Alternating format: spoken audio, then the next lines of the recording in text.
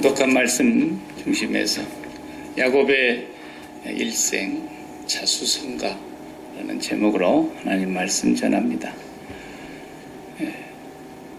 이제 창세기가 야곱의 생애가 펼쳐지는데 50장 마지막 장 한 장을 빼놓고 49장까지 온통 야곱의 일생이 기록이 되어 있습니다. 그 가운데 야곱의 자녀들 얘기도 나오지만 실상은 거의가 야곱 얘기입니다. 국어사전에 보니까 제가 자수성가 찾아보니까 물려받은 재산이 없어 자기 힘으로 벌어 가정과 살림을 이루고 재산을 모음 이렇게 되어 있어요. 야곱의 생애가 그렇게 시작이 되었습니다. 축복을 받으려고 아버지도 속였고 형의 장자권을 자기가 이제 추구한 것으로 어쨌든 가로채고 그래서 아버지에게 축복을 받았습니다. 그러나 자기 손에 들어온 건 아무것도 없습니다. 그냥 한마디로 거지입니다. 파란만장한 세월이 이제 시작이 되는 겁니다. 외삼촌 집으로 분노한 형이 자기를 죽이려고 하는 것을 피해서 어머니가 보따리는 하나 싸줬는지 모르겠는데 부엘세바 자기 고향에서 하란까지 거리가 800km 500마일입니다. 500마일. 제가 군대 생활할 때 천리 행군을 1년에 한 차례씩 하는데 400km입니다. 근데 800km니까 2천리. 낮에는 자고 캄캄한 밤에만 산을 타고 400km를 걷는데 일주일이 걸립니다. 딱 일주일에 강원도 오대산에서 남한산성까지. 그러면은 일주일 동안에 낮에는 자고 밤에만 걸었으니까 얼마나 거꾸로 훈련을 받아서 40일 동안 훈련을 하는데 마지막 주간이 이 천리 길을 걷는 거예요. 수염도 한 번도 못 갔고 비 오면 비 맞고 그냥 해지면 땅 파고 들어가서 땅 속에서 자다가 그리고 또 다시 걸어서 400km를 오는 거예요. 800km를 걸었다. 오늘 본문을 제가 공부하면서 얼마나 힘들었을까. 누가 길동무도 있는 것도 아니고 기분 좋게 지금 가는 길도 아니고 반갑게 맞이해 줄 사람이 과연 있을까 기약도 없이 그냥 부모님과 고향 산천을 뒤로 하고 이렇게 떠나는 그 발걸음이 얼마나 힘들었으면 우리가 오늘 본문을 다 읽지를 못했지만 라헬을 만나는 순간에 그 외삼촌의 딸 라반의 딸 라헬을 만나는 순간에 소리 높여 울었다 그랬어요. 얼마나 마음에 맺히고 쌓이고 고생한 것이 서러웠으면 북받쳐서 막 그 사촌 여동생을 붙들고 막 울어버렸어요. 그런 이 야곱의 일생이 이제 시작이 된단 말이죠. 거기서 결혼까지 하게 되고 처가살이 더불어서 하는 거죠. 우리나라 옛말에도 끝볼이 서말만 있어도 어찌리 이런 얘기 하는데 처가살이가 이제 또 시작이 되는 거예요. 얼마나 서러운 생활이었습니까? 그 야곱의 일생은 이제 창세기 끝날 때까지 성도의 삶을 얘기하고 있는 것이에요. 교회의 모형을 그림으로 보여주고 있는 것이에요. 그래서 사람들이 자수성가 이것은 신앙인에게 어울리는 단어가 아니에요. 자수성가라는 그 자체가 뭐 나쁜 건 아니죠. 부모에게 워낙 물려받는 것이 없으면 혼자서 몸부림을 치면서 자기의 가정을 이루고 자녀들을 키우고 가정을 일으키는 그 삶이 다 자수성가의 삶이죠. 그렇지만 그 단어의 내용만 가지고 보면은 예수 믿는 사람, 하나님의 백성의 삶은 자수성가의 삶이 아니라 제가 이제 이 말을 여러분이 이해하기 쉽게 하기 위해서 제가 만든 말로 신수성가, 스스로 자자에 손수자를 써서 자기 손으로 이룰 성자에 집가자를 써서 자수성가를 하나님 신자를 써가지고 신수성가. 하나님의 백성들은 하나님의 손으로 인생을 살아야 된다는 것이죠. 그런데 야곱의 출발이 하나님의 섭리에서부터 출발을 했지만 그의 삶의 그 나그네 세월 130년 동안이 정말 자수성가의 삶을 살아가는데 하나님이 그 야곱을 끝까지 쫓아가시는 거예요. 오늘 제가 예배 시간 시작하면서 야곱아, 나의 벗 아브라함의 자손아, 내가 너를 실어버리지 아니하고 내가 너를 떠나지 아니하고 내가 너를 도와줄 것이다. 두려워하지 말아라. 나의 의로운 오른손으로 너를 붙들어 줄 것이다. 하나님의 선택하신 백성이기 때문에 하나님이 붙들어서 사실 거기까지 가는 거예요. 자수성가라는 말은 사실 우리에게 어울리지는 않죠. 야곱의 일생이 130년 나그네 세월에 바로왕 앞에 섰을 때, 창세기에 바로왕 앞에 요셉이 살아있어서 애굽의 총리가 됐다는 얘기를 듣고 바로왕 앞에 가잖아요. 그때 자기가 제 인생, 제 나그네 생이 우리 조상들의 나이에 비하면 훨씬 못 미치지만 130년의 나그네 세월에 험악한 생을 살았습니다. 야곱이 요즘처럼 무슨 자서전 회고록을 썼다면, 어떤 대통령은 회고록 한다 쓰고 뭐 엄청나게 돈 벌었다고 욕먹습니다만, 이 야곱은 자기 회고록에 제목을 붙이면 험악한 인생 이렇게 쓸 수밖에 없다는 거죠. 하나님의 선택을 받았고 장자권의 축복을 자기가 빼앗아서라도 아버지의 복을 받았다고 했는데 그 일생이 어떻게 이렇게 험악했냐는 거예요. 이것이 오늘 교회가 하나님 앞에서 살아가는 과정이, 하나님의 백성들이 살아가는 그 인생 길이 자칫 잘못하면 이렇게 험악한 인생을 살아갈 수도 있고, 그렇지 않고 아주 순풍에 돛 달듯이, 뭐 물론 어려움이 없지 않죠. 그러나 똑같은 어려움을 당했던 다윗 같은 사람은 죄도 없고 자기 잘못한 거 하나도 없고 왕이 되고 싶다고 기도한 적도 없고 그냥 사무엘 선지자가 와서 기름 한번 붓고 간 일에 사울 왕한테 미움을 받아서 사울 왕의 질투로 10년 동안을 아버지 집을 떠나서 쫓겨다니고 외국으로 막 망명 가고, 그 사울의 칼날 아래서 안 죽으려고 얼마나 애를 씁니까? 언제 왕이 되고 싶다 그랬습니까?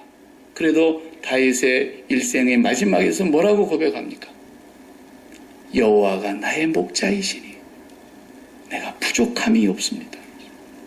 사망의 음침한 골짜기를 다닐지라도 나는 두려워하지 않습니다. 주의 지팡이와 막대기가 나를 지켜주셨습니다. 이게 신수성가 아닙니까? 신약에 와서 우리가 사도 바울을 고린도후서 11장을 읽어보면은 사도 바울에게 처음부터 그걸 보여줬더라면 아마 안 간다 그랬을 거예요. 전도자의 삶, 선교사의 한 사람의 일생이 이렇게 고통스럽고 고난을 많이 당해야 되고 매를 많이 맞아야 되고 알 수 없는 감옥에 가야 되고 그렇게 험한 생애를 살아야 된다고 한다면 누가 감히 함부로 나가겠습니까? 40에 하나 감한매를 5번이나 맞고 돌로 맞고 태장으로 맞고 배가 파손돼서 일주야를 바다에 떠다니면서 기품에서 지냈고 춥고 굶고 헐벗고 동족의 위험과 도시 위험과 광야의 위험과 이방인의 위험과 말로 다 할 수 없는, 하루도 마음 편할 날이 없을 만큼 눌리고 눌리는 그런 것에다가 심지어 자기 몸에는 고쳐지지 않는, 하나님이 고쳐주지 않는, 하나님이 내린 병까지 하나 짊어지고 그렇게 살아야 했다고 한다. 그래도 다윗이 바울이 자기의 생애를 마지막에 편지에 쓸 때 뭐라 그럽니까? 선한 싸움을 다 싸웠다. 나의 달려갈 길을 마쳤다. 그리고 믿음을 지켰다. 이제 후로는 의로우신 재판장이 의의 면류관을 예비해 두셨을 것이다. 그 양반의 회고록이 제목을 붙이면 다윗은 여호와는 나의 목자신 이렇게 붙인다면 바울은 나의 달려갈 길을 다 달리고, 그 야곱은 축복을 자기가 다 가로챘지만, 그렇게 축복을 사모했지만 자기 것을 만들기 위해서는 수단과 방법을 다 동원해서라도 집념의 사나이, 정말 자수성가한 사람들의 성품이 대부분 그렇죠. 끈기가 있죠. 뒤로 물러서질 않죠. 한번 물었다 그러면 진돗개처럼 놓지 않는 그런 자수성가한 그런 성품을 가진 이 야곱의 생애는 어찌하여 나의 나그네 세월이 130년인데 험악한 세월을 살았습니다. 이렇게 고백해야 되냐 말이죠. 이것이 앞으로 우리가 야곱을 보면서 캐내야 될, 그리고 우리가 그것을 발견하고 우리 교회가 가야 할 길, 나의 인생이 가야 할 길을 우리가 다시 한번 점검하는 시간이 됐으면 좋겠습니다. 네. 오늘 본문을 우리가 한 장 전체를 다 봐야 되는데 딱 그 결혼하는 부분 거기만 잠깐 보았습니다. 우리가 여러분이 이 내용을 대부분 이해하고 한 번 이상은 다 들으셔서 알 줄 압니다. 또 한번 보시기 바랍니다, 여러분들. 그 하란 땅에 이제 그 머나먼 500마일을 다 가서 하란 땅에 머물렀으니까 이제 거기 동네 앞에 어구에 다리니까 그만 양치는 사람들이 눈에 띄었습니다. 그래서 라반의 안부를 묻습니다. 라반을 아느냐? 안다. 그 집이 평안하냐? 평안하다. 그런데 그 라반의 딸들이 지금 양을 치고 있다는 얘기를 해줬습니다. 자, 우물 곁에 앉았습니다. 이 우물이 야곱의 우물이라고 말할 그런 우물이라고, 또 이렇게 유다 땅에는 야곱의 우물, 이런 우물이 있지 않습니까? 야곱도 지금 그 하란 땅에서도 야곱의 우물 앞에 앉아 있는 겁니다.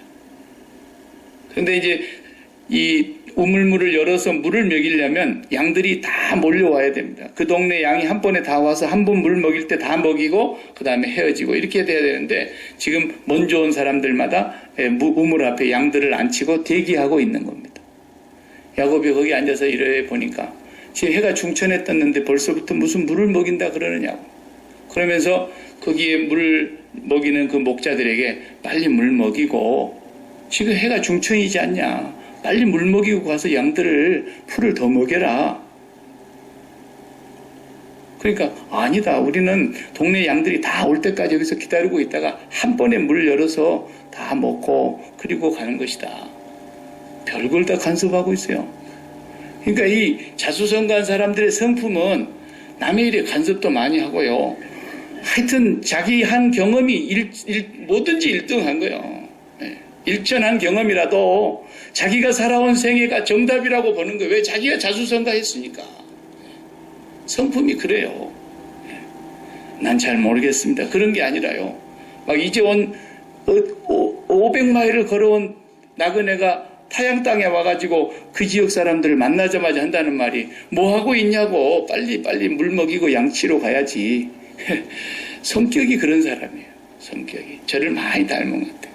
오지랖도 넓고 말이죠. 그런데 나중에 라헬이 옵니다.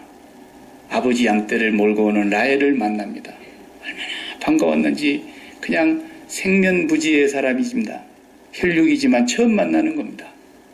그리고 부둥켜 안고 막 울어버렸어요.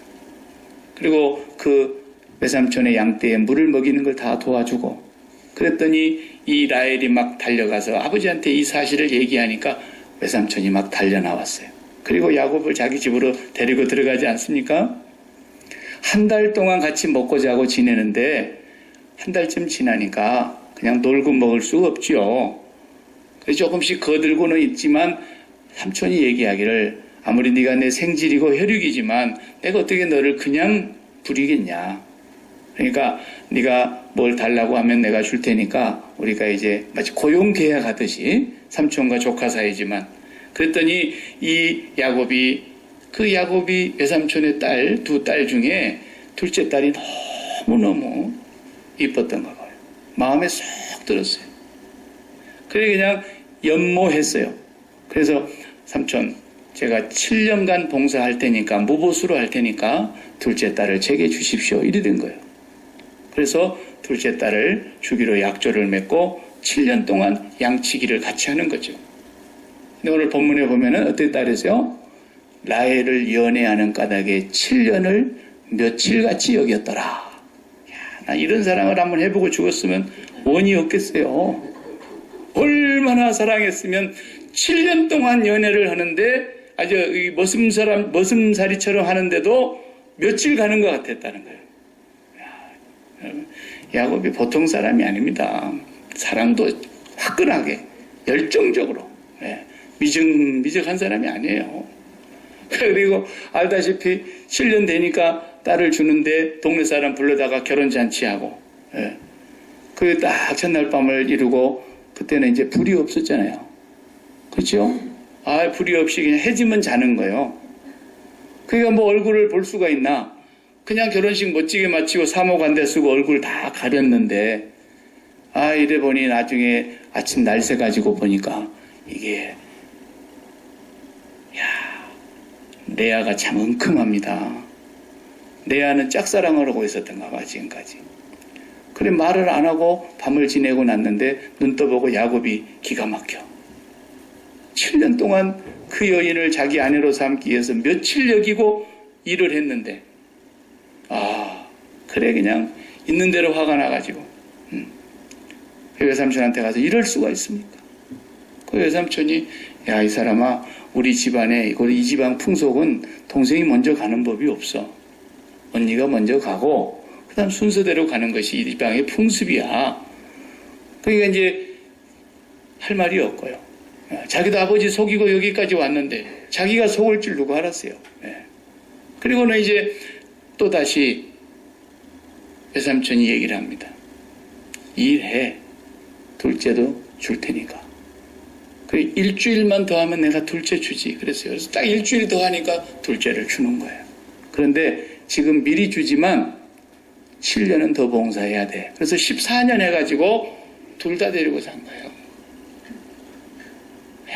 정말 여러분, 말이 쉽지 한 지붕 두 여자. 드라마 제목도 아니고 이게 보통 힘든 일이 아니에요. 왜 험악한 생을 살았겠다 그랬어요? 그것이 벌써 출발이 그렇게 시작이 됐으니까. 언니야 동생아, 결혼하기 전에는 그렇게 둘이 어느이가 좋아하더니, 남매가 아니고 그 누이들끼리 자매들끼리 좋아하더니 이거 결혼시켜 놓으니까 난리가 아니에요. 밤마다 쟁탈전이 벌어지고 분노하고 싸우고 시기하고 질투하고, 그냥 둘째 라헬은 성격이 또 그냥 땡벌 같아가지고 이런 식으로 하면 나 죽어버리겠다고 그러잖아요. 우리가 다 안 읽어서 그렇지만 읽어보세요. 기가 막힌 얘기들이 나옵니다. 내 죽는 걸 보려 그러냐고 막 이렇게 나오지 않습니까? 야곱은 파란만장한 생애를 시작한 것이에요. 이렇게 살아가면서 그 야곱의 마음은 끝까지 그래도 둘째 라헬에게 있었어요.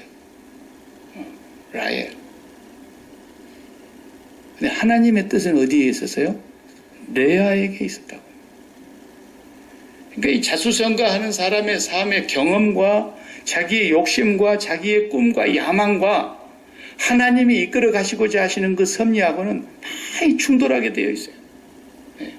하나님이 정말 야곱을 통해서 이스라엘 민족의 조상을 삼고 12지파를 허락하시려고 하나님이 섭리하셨다면 가만히 있어도 다 들어올 판인데, 야곱은 그 순간을 못 기다리는 사람이에요.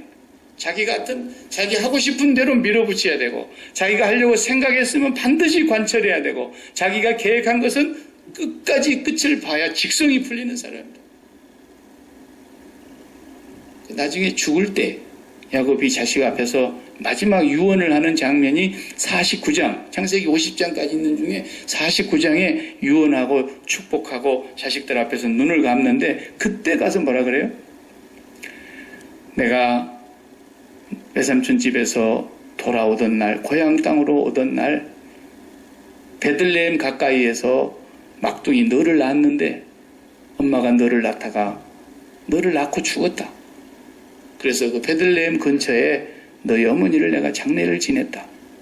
그런데 너희 본 어머니, 너희들의 큰 어머니는 내가 아브라함, 우리 할아버지, 그리고 우리 아버지 이삭, 그리고 사라와 그 다음에 리브가가 잠들어 있는 그 아브라함이 처음 샀던 그 무덤자리, 거기에 너희 큰어머니를 내가 장례를 지냈다. 내가 죽거들랑 그 여인 옆에 나를 묻어다오. 이렇게 나왔어요. 그러니까 사람이 철들자 노망이 아니고 철들면 죽는 거예요. 철들고도 다행이죠. 철들지도 못하고 죽는 사람이 얼마나 많은데요. 성경은 그 얘기를 무진장이 많이 하고 있어요.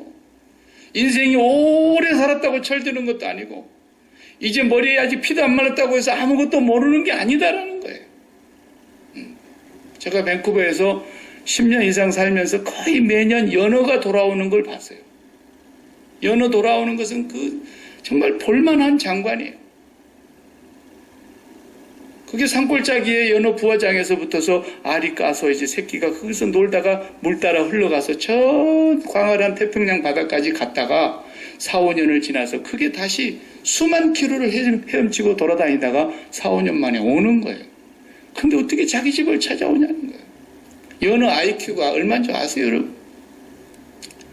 2. 연어 못 잡는 사람은 IQ 연어도 못 따라가는 거예요. 돌고래 IQ가 70이라 그러죠? 개들의 IQ가 조금 높은 건 한 40 된다 그러죠?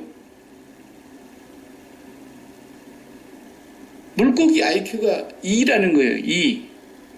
그런데도 오늘날 과학자들이 연어의 회귀의 본능을 모르는 거예요. 아무리 연구해도. 연어 머리를 쪼개서 물어본다고 알겠어요? 어떻게 알아내겠어요? 그냥 하나님의 섭리와 창조에 맞춰진 그 뜻 아래 연어는 그냥 존재하기만 하면 저기 집을 찾아 나오는 거예요. IQ 150이면 뭐 하겠어요? 아직도 자기 집을 못 찾는 인생이 얼마나 많은데 철이 안 들어서. 안 그렇습니까?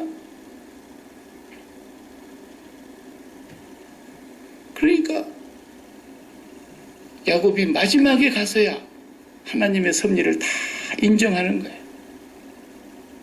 정말 하나님의 섭리를 그렇게 뒤로 하고 베델에서 나타나셨던 그 하나님, 내가 너에게 허락한 것을 다 이루기까지는 너를 결코 떠나지는 않을 거라고 분명히 말씀하신 사닥다리에서 천사들이 오르락내리락 했던 그 장면을 목도했으면서도 야곱이 살았던 일생의 삶을 보면은 하나님의 뜻이 무엇입니까? 이렇게 물어본 건 거의 없고 자기 생각대로 밀어붙인 거예요. 자기 하고 싶은 대로 한 거예요. 자기의 고집대로, 자기의 경험대로, 자기의 상식대로 그냥 끈질기게 물고 늘어지는 그런 성미를 갖고 살았던 사람입니다. 그래서 야곱이 마지막의 생을 자기가 자기 입으로 나는 너무너무 험악한 생을 살았습니다. 첫째 부인이었던 레아가 마음은 지금 동생에게 가 있는 남편을 껍데기를 붙들고 7년을 사는 거예요. 정말 기가 막힌 세월이죠. 한 맺힌 세월이에요. 남편 한번 데리고 저녁에 잠자리를 갖추려고 그러면 동생한테 가서 온갖 야로를 해야 되는 거예요. 성경에 보면은 막 그 별걸 다 주고 남편을 데리고 오고 그럽니다. 오늘 밤에는 남편 한 번만 보내달라. 뭐 이렇게 해가지고 사정하고. 이 여자도 마음에 한이 맺힐 거 아니겠습니까? 그러니까 첫 아들을 누구에게 주시느냐? 레아에게, 언니에게 주시고, 라헬은 끝까지 아이를 못 갖게 하나님이 태의 문을 닫아 놓으셨다 그랬어요. 그런데도 막 남편한테다가 나도 애 낳게 해달라고, 안 낳으면 난 죽어버리겠다고 이렇게 하니까 내가 하나님이냐고 얼마나 부부싸움을 많이 하는지 몰라요. 언니하고는 부부싸움 했다는 얘기가 없어요, 성경에. 근데 막 레아는 손만 잡으면 애가 들어서는 거예요. 그 첫 번째 아들을 낳는데 얼마나 기분이 좋으면 그냥 동생 코를 납작하게 하고 싶어가지고 보라 아들이라. 그것이 히브리 말로 르우라는 말이 아들이라는 거. 벤이라는 말이 아들이라는 말이거든요.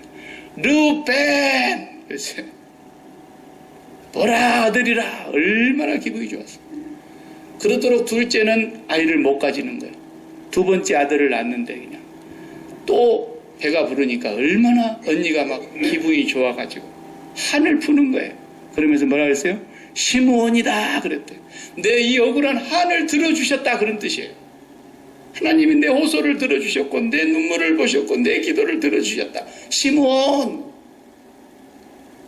그런데 둘째는 또 애가 안 들어서는 거예요. 근데 언니는 또 세 번째 가졌어요. 그 이름을 뭐라 해요? 레위 그랬어요. 레위. 이제는 내 남편이다 라는 거예요. 이제는 내 남편이다. 남편하고 내가 이제 하나 됐다 그런 뜻이거든요. 그런데 야곱의 마음이 안 돌아오는 거 라헬한테로 끝까지 가는 거예요. 야, 야곱도 대단한 사람입니다. 그러니까 네 번째 배가 불렀는데 이 언니가 네 번째 아이 이름을 뭐라고 짓죠? 유다 그랬어요. 유다. 그 말은 뭐예요? 내가 이제는 여호와를 찬송하리로다 그랬어요. 이 남편에게 대하여 죽었다가 뜻이에요. 나는 이제 하나님을 찬송하겠습니다. 그리고 레아가 아이를 딱 그만 낳게 됐어요. 1차 끝. 그래서 넷 생산. 물론 나중에 한 번 더 하나님이 태를 열어주십니다만은 그렇게 해서 자식 넷을 낳는데 예수 그리스도가 오시는 역사의 조상이 누굽니까? 유다예요. 유다. 내가 이제는 여호와를 찬송하리로다 하고 마음을 딱 접어들었는데 거기가 예수님 오신 조상이에요. 네. 나중에 그 조상의 얘기는 창세기에서 잠깐 30몇 장에 넘어가서 얘기가 나옵니다. 그 야곱은 레아에게서 하나님께서 이 땅에 메시아를 보내실 계획을 하고 계셨다는 사실을 죽을 때 안 거예요. 그리고 받아들인 거예요. 그리고 라헬은 아무리 사랑했지만 그 무덤을 거기에 같이 쓰지 못했어요. 그렇게 사랑했는데 레아를 아브라함의 자손의 무덤에다가 모셨다는 거죠. 이런 모든 것을 보면은 야곱은 처음에는 자수성가로 시작했고 자기 의지가 너무 강했고 자기 목적을 달성하기 위해서는 안 해본 일이 없는 그런 성품의 사람이에요. 뒷면에 다 나중에 나오기 때문에 제가 자세하게 설명하지 않겠습니다. 그런 사람이지만 결국에 가서는 신수성가로 하나님이 돌아서게 만드십니다. 그 과정을 거치는 것이 야복강이에요.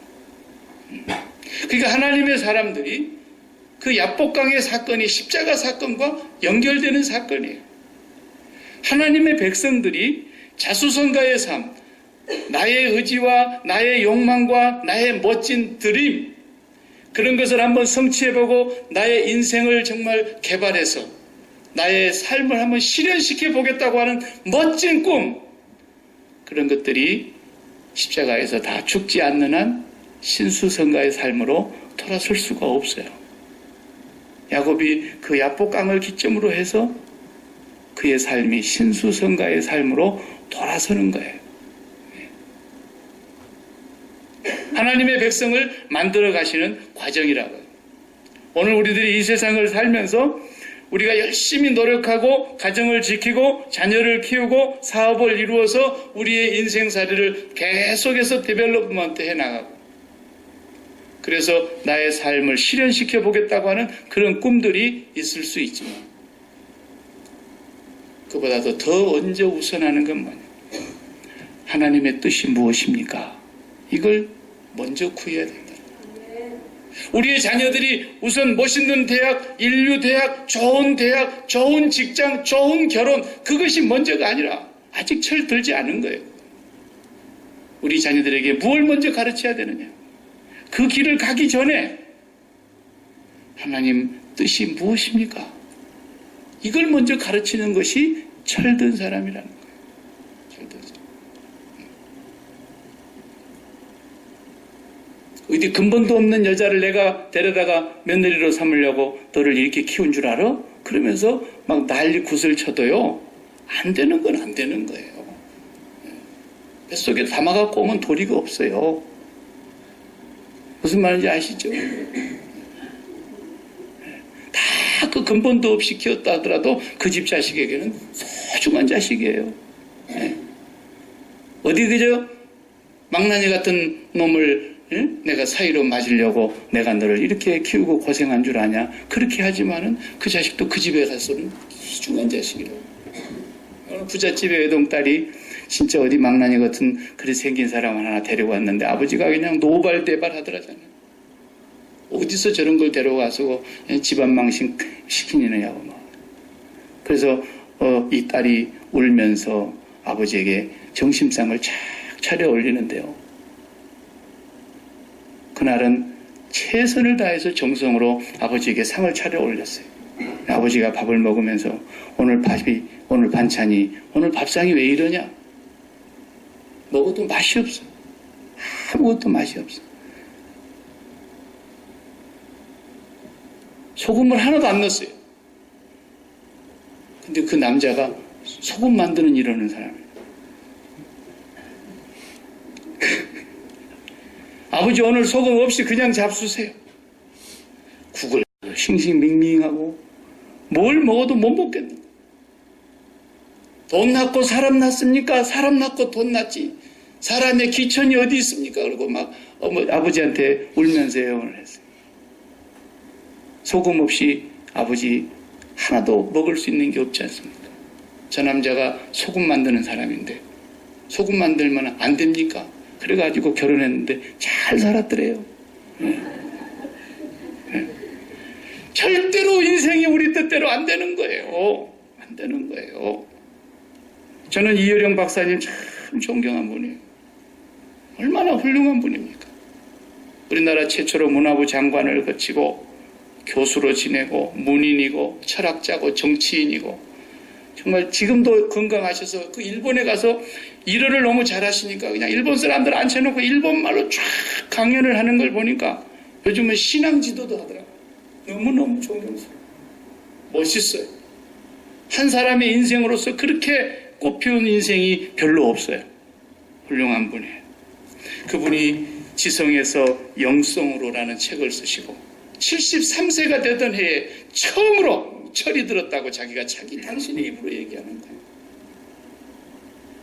자기 딸이 미국에 유학 와서 그 누구보다도 뒤지지 않는 주류 사회에서 그가 살았습니다. 그 딸이 갑상선 암에 걸렸습니다.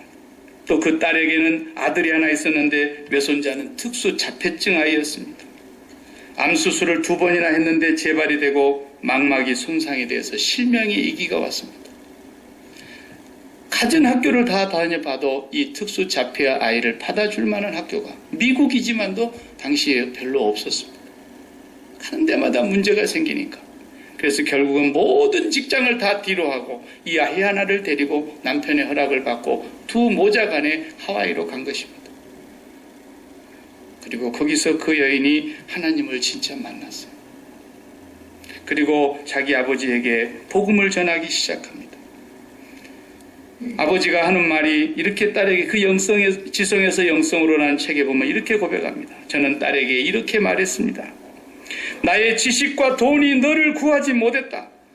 정말 네가 주 안에서 평안함을 얻었다면, 새로운 생명을 얻었다면 나의 무력함이 증명된 것이 아니겠냐. 이 무력함에 매달려 내가 지금까지 살았다. 나는 돈과 명예와 지식에 매달려서 지금까지 살았는데 내가 무력하다는 사실을 그때 깨달았다는 것입니다. 그리고 73세에 그분이 세례를 받습니다. 그리고 예수 그리스도를 만납니다. 인간은 처음에는 다 자수성가하는 인생으로 삽니다. 자기가 최고예요. 자기 소원이면 뭐든지 할 수 있을 것 같고, 여기 우리 중에는 그런 아메리칸 드림을 갖고 온 사람이 혹시라도 있는지 모르겠어요. 네. 사도 바울도 그런 사람이었어요. 최고 학부를 나온 사람이고 바리새인 중에 바리새인이고 그 중에서도 뛰어나서 열심히 특심인 사람이고 바리새인의 가는 길에 방해가 되는 누구라도 다 쳐 없애고 하나님의 교회라도 없애버리려고 했던 사람이에요. 스데반 집사를 죽이는데 피도 눈물도 없는 사람이었어요. 그렇게 잔인하게 사람을 죽이고 이러던 사람이 예수 그리스도를 만나고 고백하는 거 보십시오. 나는 날마다 죽습니다. 그러잖아요. 이제 나는 살아도 주를 위하여 살고 죽어도 주를 위하여 죽나니 사나 죽으나 나는 주의 것입니다. 내가 죽더라도 내 몸에서 그리스도만 존귀케 되게 하려 하나니 내게 사는 것이 그리스도입니다. 자기 몸에 있는 그 병을 붙들고 하나님 복음 전하러 다닌 사람이 이렇게 병들어가지고 어떻게 복음을 전하며 하나님의 영광을 나타내겠습니까? 내 병을 고쳐주십시오. 고쳐주십시오. 그렇게 금식하고 기도했지만 네 약한 것이 너에게 가장 큰 능력이라는 걸 알아라. 내 은혜가 너에게 그만하면 족하다. 그때부터 사도 바울이 자랑이 바뀌었어요. 나는 내가 약한 것을 자랑하노니 나의 곤란과 나의 이 어려움을 기뻐하노니 그랬어요. 그 무슨 얘기입니까? 내가 아무것도 할 수 없는 사람인데 나 같은 이런 사람을 통해서 하나님께서 복음을 전하는 통로로 사용하시다니, 그걸 얘기하는 거예요. 그래서 내 말과 전도함이 말의 능력과 지혜에 있지 아니하고 오직 성령의 나타나심으로만 되는 거라는 사실을, 내가 아무것도 할 수 없는 존재라는 것을 비로소 철이 든 거예요. 그래서 이 사람이 신수성가의 삶을 또 철미하게 산 거죠. 야곱은 지금 그 과정을 전혀 알지 못한 채 맨손으로 두 아내를 얻었습니다. 아버지가 아내를 들여보내줄 때 장인어른이 여종까지 하나씩 따라 붙여줬기 때문에 여자가 넷입니다. 넷에서 12남 1녀를 낳았습니다. 그리고 소와 나귀와 약대와 수많은 재산이 거부가 됐습니다. 그야말로 자수성가한 사람입니다. 그렇지만 그의 삶이 험악한 세월을 살았다고 고백할 만큼이나 그의 인생이 파란만장했습니다. 자수성가는 하나님이 기뻐하지 않습니다. 십자가를 어렵게 복잡하게 신학적으로 설명하지 마십시오. 알려고 하지 마십시오. 믿는 겁니다. 십자가에서 그리스도가 죽으셨습니다. 그분이 죽으신 것이 내가 죽은 것입니다. 내가 죽은 것임을 믿는다는 사실은 내가 십자가에 달리신 그 주님처럼 아무것도 할 수 없다는 것을 고백하라는 것입니다. 거기에서 주님이 하나님께서 그를 죽음 가운데서 살리신 것 같이 우리도 그리스도와 연합하여 살게 될 것입니다. 그 이밖에 안 되는 연애를 할지라도 하나님의 뜻과 섭리 안에 있기만 하면 그것이 수말리 길을 다시 되찾아오는 거죠. 오늘 우리가 부족할지라도 하나님의 뜻에 의해서 나의 모든 삶을 십자가에 다 못 박고 내가 할 수 있는 게 아니군요. 내 인생이 내 것이 아니군요. 이걸 철두철미하게 깨닫고 그리스도와 함께 십자가에 못 박힌 사람처럼 살아간다면 하나님께서는 연애를 돌리시는 것처럼 하나님의 뜻이 우리에게로 관통하게 될 것이라는 것입니다. 이후의 삶이 야곱을 통해서 그렇게 이루어 가시는 과정을 우리가 보게 될 것입니다. 하나님 야곱을 그렇게 사랑하셨어요. 끝까지 놓지 않으셨어요. 그래서 이사야 41장에 보면은 지렁이 같은 버러지 같은 야곱아 이러시잖아요. 정말 야곱은 버러지같이 살았어요. 눈도 귀도 코도 입도 앞뒤도 없는 이 지렁이가 땅 파먹고 사는 것처럼 지렁이같이 살았던 이 야곱이 이스라엘이 되는 하나님의 창작권이 이스라엘을 통해서 이 땅에 침투해 들어오는 통로가 되고 이스라엘을 통하여 온 땅에 하나님의 백성들이 무수하게 열매를 맺는 그 하나님의 뜻이 야곱을 통해서 이루어진다는 사실. 오늘 저와 여러분들이 자수성가의 삶을 손에서 떼고 옆 사람하고 인사 한번 해. 철듭시다. 네. 철들어. 몸부림쳐도 자수성가의 삶은 아니에요. 날마다 하나님께서 신수성가의 삶으로 저와 여러분을 인도해 주시기를 축복합니다.